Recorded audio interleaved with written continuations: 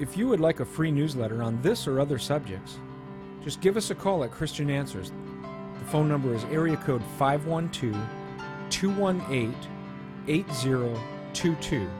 That's 512-218-8022. Or you could email us at cdebater@aol.com. That's cdebater@aol.com.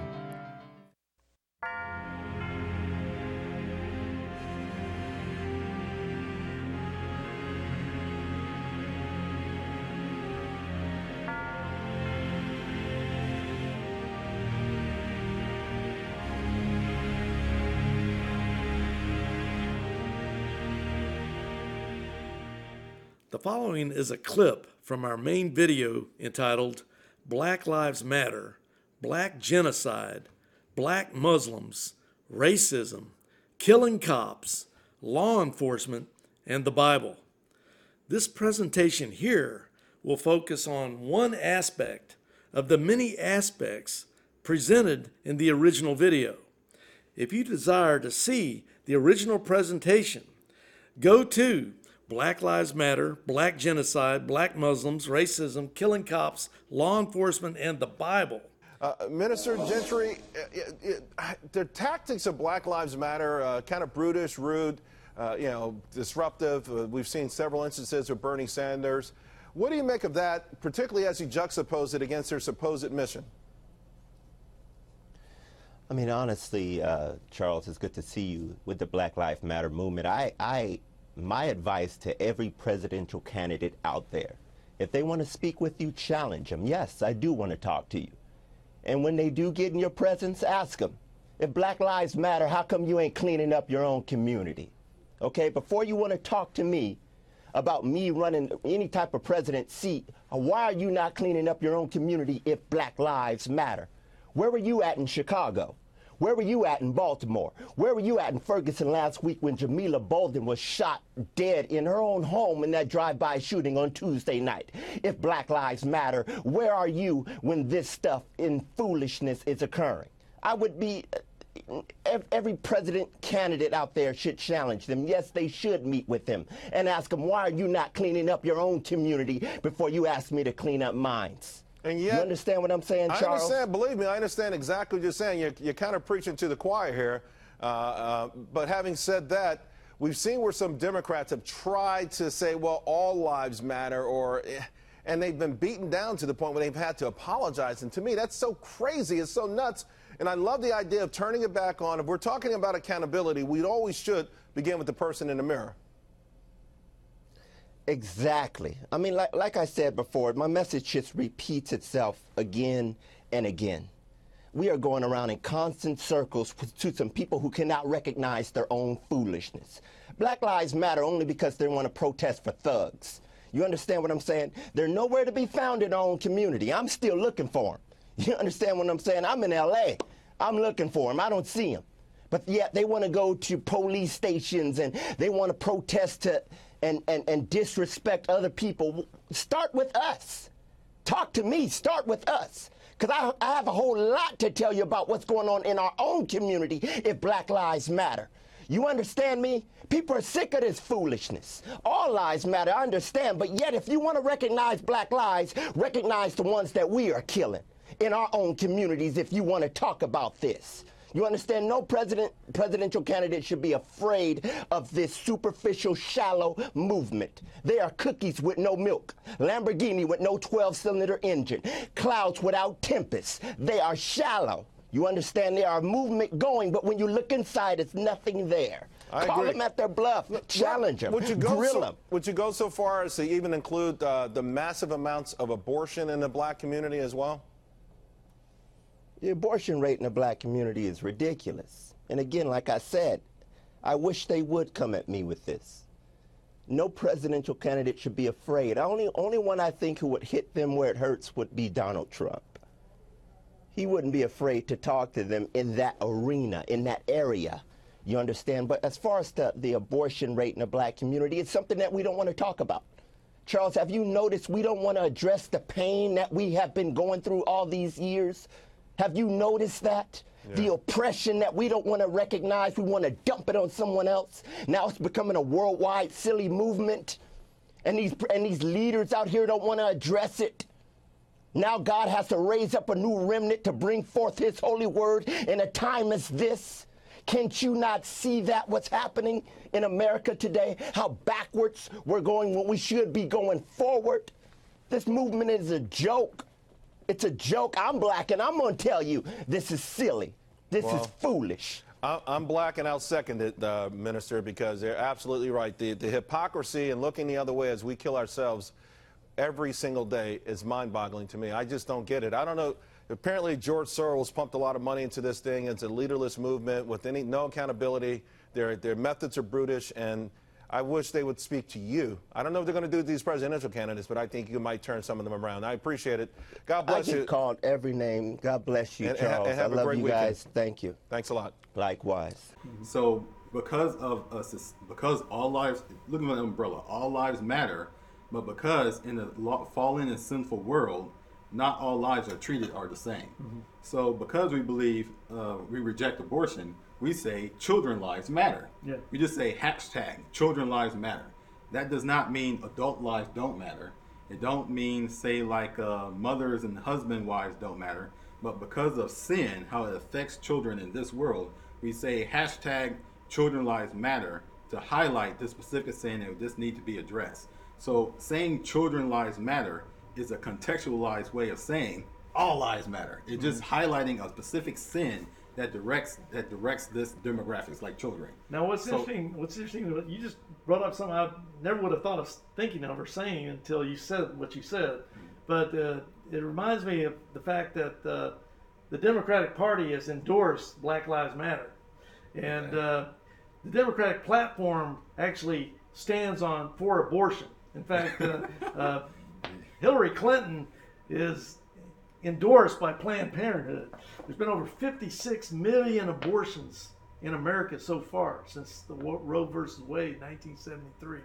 So I'm just saying that it seems like if this is the case, then a lot of the Black Lives Matter are probably pro-abortion.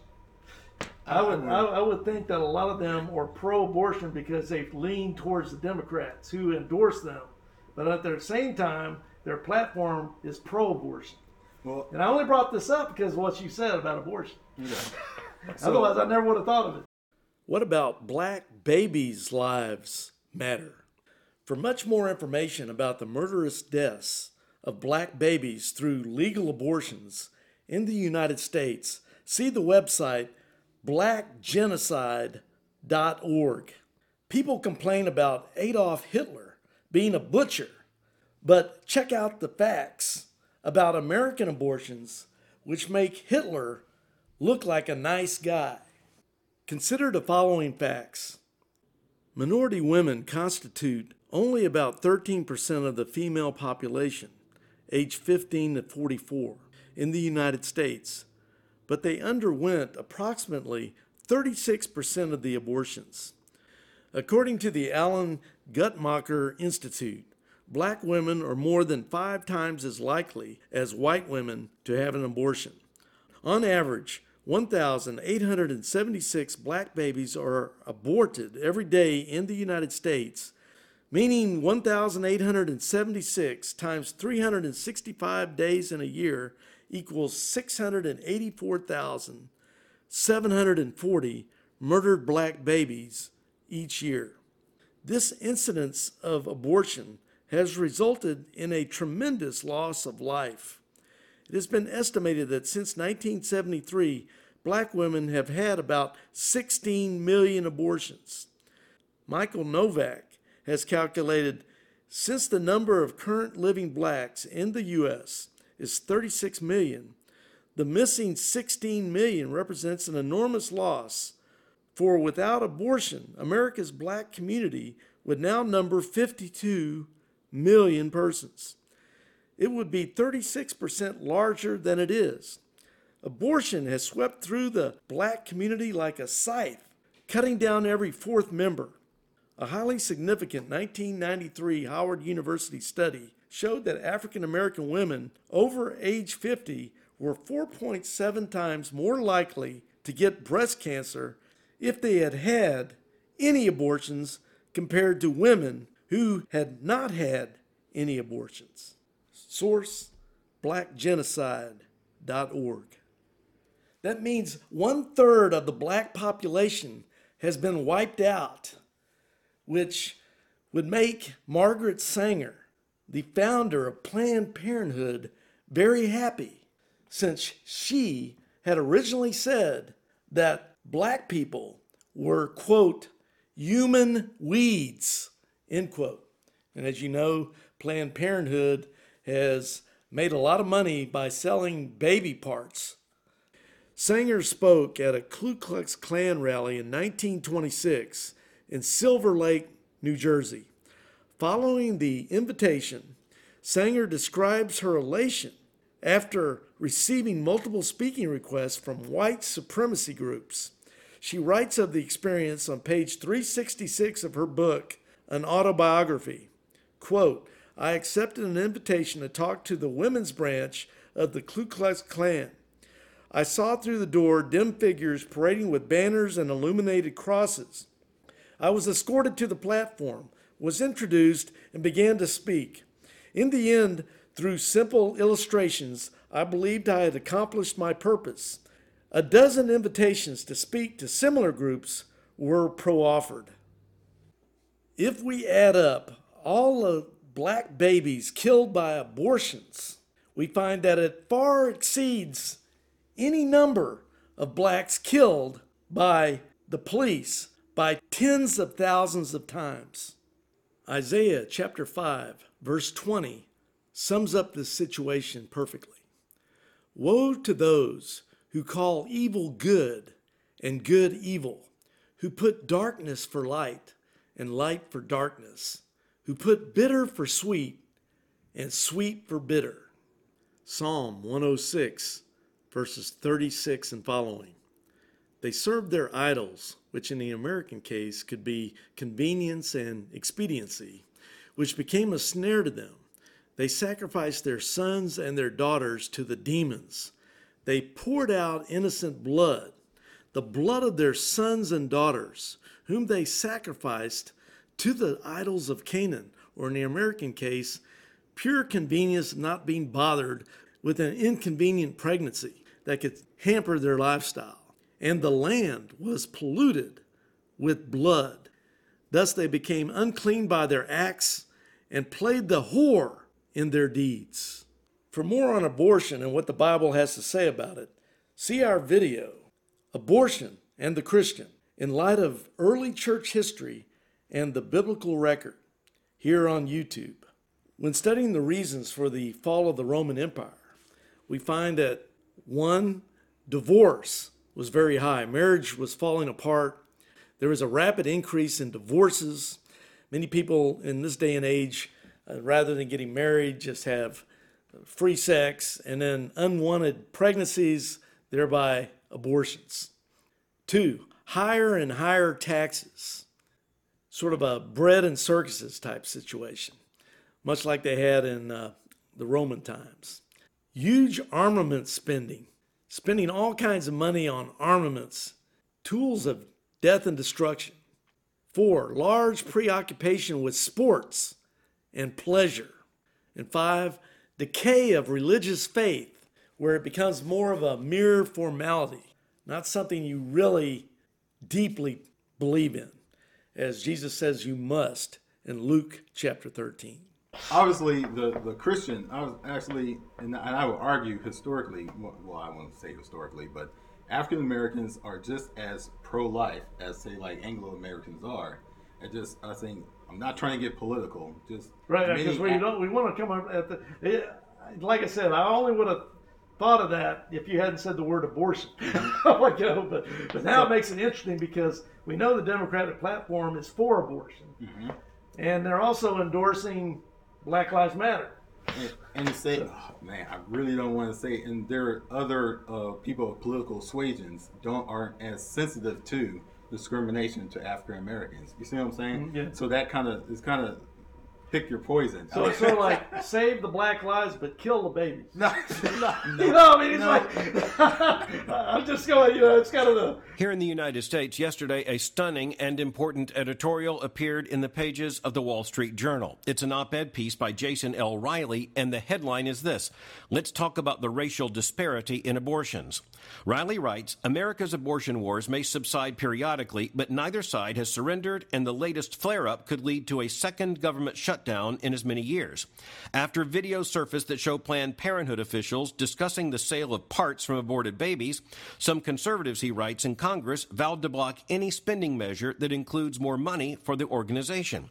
But Riley really isn't talking about the possibility of a government shutdown over Planned Parenthood. He's not even primarily focused on those videos that have rightly attracted so much controversy, revealing as they have the horrific enterprise of Planned Parenthood tearing apart babies in the womb and then selling their parts. Instead, he's primarily concerned about what isn't being discussed by either the right or the left, as it should be in America, when it comes to the racial disparity that is found on the front of abortion. He points to the fact that many prominent Democrats who style themselves as pro-choice have said that abortion should be safe, legal, and rare. Most importantly, those were the words of former President Bill Clinton. But as Riley says, it certainly isn't rare. Quote, "Well," he says, "the U.S. abortion rate has declined somewhat steadily since the late 1980s, yet the rate for black women is nearly 5 times higher than the white rate and well above the national average." He goes on to say that the political left obsesses over all issues of racial politics, but it will not face squarely or honestly. It will not even openly discuss one of the most significant and terrifying issues of racial disparity, and that is the difference between the ratio of the abortion of white babies and black babies. Riley is a senior fellow of the Manhattan Institute in New York, and he writes, quote, "In New York City, home to the largest black population of any major U.S. urban area, more black babies are aborted than born. New York's Department of Health and Mental Hygiene reported in 2014 that black babies constitute 42% of all abortions in a city where blacks are 25% of the population." Now, let me go back to that statistic that you just heard that you may not have believed when you heard it with your ears. You weren't certain that you could have heard such a thing. Let me repeat it again. You did hear it.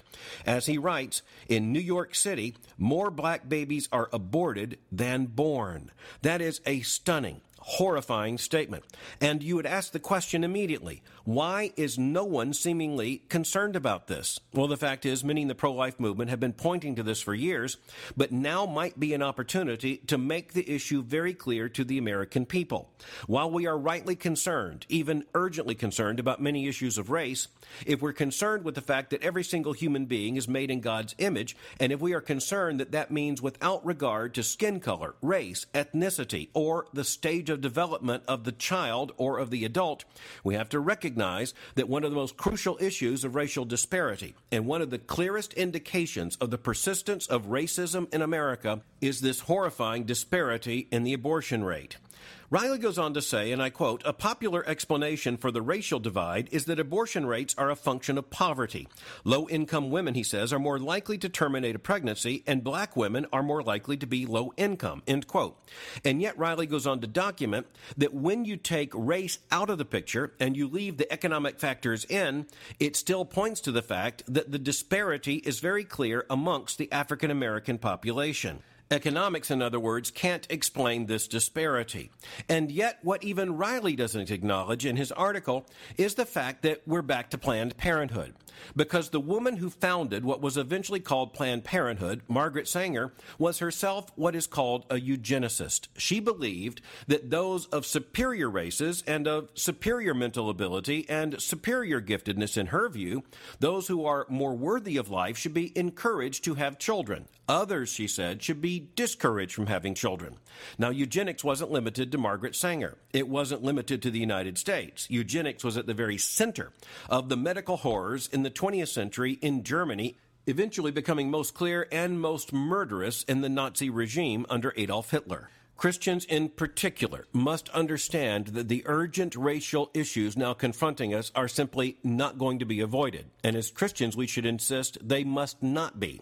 But even as our national conversation and our conversation inside our churches and families turns to how we ought rightly to respond to these issues, we need to remember that the issue of life is front and center. It has to be. It must always be. And thus we cannot ignore the racial disparity when it comes to abortion, recognizing what it says about our country and what it says about the entrenched problem of racism, what it says about all of us, that there are more black babies in New York City aborted than born. Those words are frankly, honestly hard to say. I know they're hard to hear, but they are true, and that's a truth we simply have to face. Wicked rulers encourage evil laws that destroy the innocent. Concerning abortion, Psalm 94, verses 20 through 23. Can wicked rulers be allied with you? Those who frame injustice by statute? They band together against the life of the righteous and condemn the innocent to death. But the Lord has become my stronghold, and my God, the rock of my refuge. He will bring back on them their iniquity and wipe them out for their wickedness. The Lord our God will wipe them out. Also see Isaiah chapter 10, verse 1. Also cross-reference to Psalm 139, verses 1 through 24. If you desire to see the original presentation, go to Black Lives Matter, Black Genocide, Black Muslims, Racism, Killing Cops, Law Enforcement, and the Bible.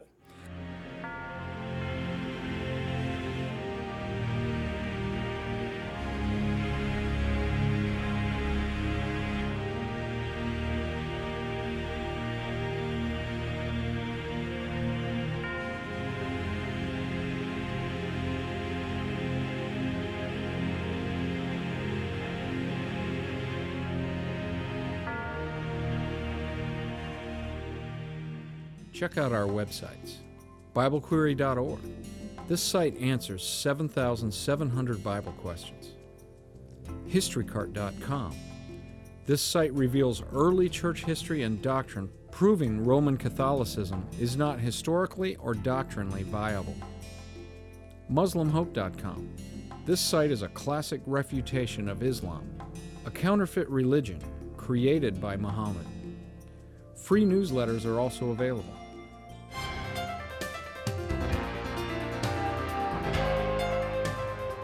Hello, this is Larry Wessels with just a quick message to our viewers to check out our main YouTube channel, See Answers TV, which stands for Christian Answers Television, where we have all of our over 610 videos posted. By going there, you can see all of our videos organized by playlist, categorized by subjects. Once you scroll down past our Bible prophecy trailer at the top of the channel page, the playlists begin. You'll see our recent uploads playlist, followed by our most popular videos playlist, followed by our playlist on Jehovah's Witnesses, then Islam, the Muslim religion, then Roman Catholicism, Darwin's metaphysical evolution religion, Seventh-day Adventism, dealing with anti-Trinitarians and early church history.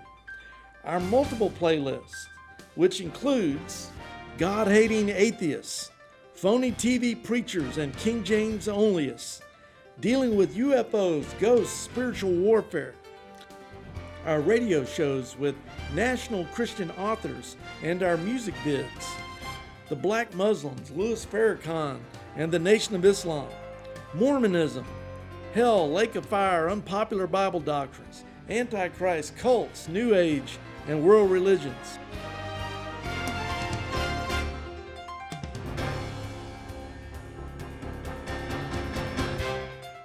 Charles Haddon Spurgeon, Jonathan Edwards, and Spanish videos. End times, supernatural prophecies, and tough Bible questions. And our playlist dealing with predestination, Arminianism, and Calvinism. Our YouTube channel is built to help people learn the Bible and defend their Christian faith against false prophets that come against it from every side. Jude verses 3 and 4. At the time of this recording, our channel has already been blessed with over 6 million viewings and over 10,000 subscribers.